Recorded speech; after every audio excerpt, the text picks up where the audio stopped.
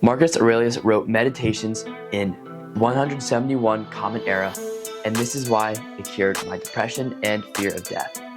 Stay tuned to learn 5 things I learned from this book, plus a bonus one, and why it can help you too. Alright, so Marcus Aurelius was one of the greatest philosophers of all time. He was also more known at the time for being the Emperor of Rome in the late 100 CE. Initially, Meditations was almost like his diary of the philosophies and things he's learned over time.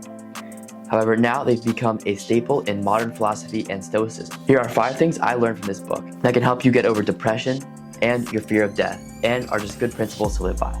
Also, before we get started, I don't know what's with this chocolate, but it's really good. If you've ever had some, you probably know what I'm talking about. But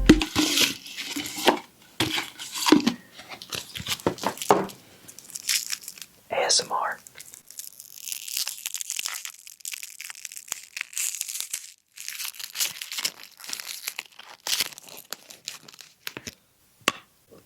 So to get back into it, Marcus Aurelius repeatedly brings up the point of why would you ever try to impress people or chase fame when in reality you're going to die, they will too, and unfortunately so will your memory. Chasing fame and being unhappy is one of the worst ways to live your life, even if you achieve it. At the end of the day, when you're on your deathbed, are you going to be happy you're famous, or are you going to be happy that you lived a great life, made some great friends, and did everything there was that you could do? Number 2, treat everyone the same even if they despise you. Kill them with kindness. What Marcus Aurelius says is that even if someone has been rude to you or disrespectful, you shouldn't let that change your actions at all. In fact, responding negatively to their actions can ruin your character. So, treat them as you would any other, responding to favors or giving help when needed. Over time, they may regret what they said and maybe even become friendly.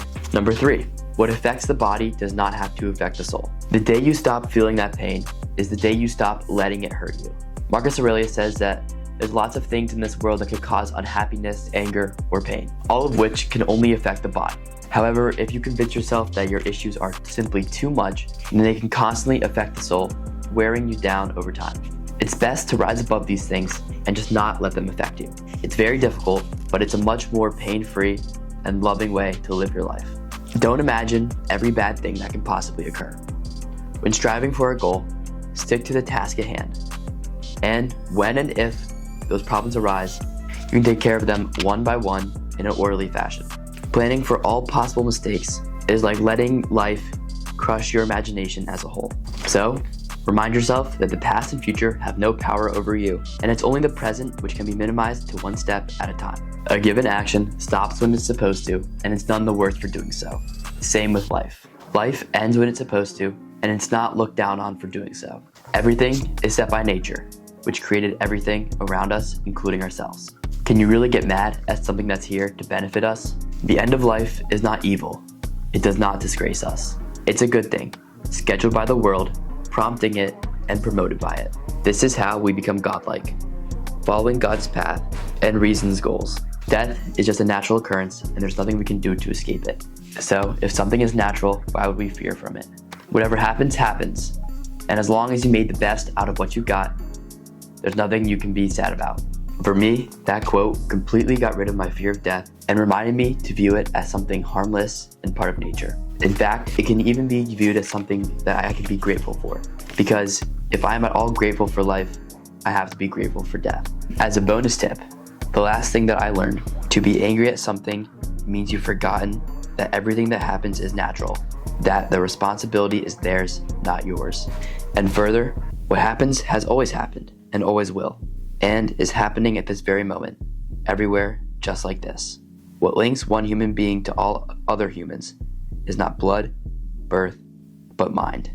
And an individual's mind is God and of God.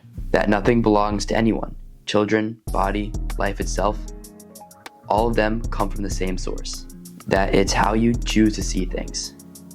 That the present is all we have to live in or to lose. This quote for me really made me take a step back and think about how little things really matter.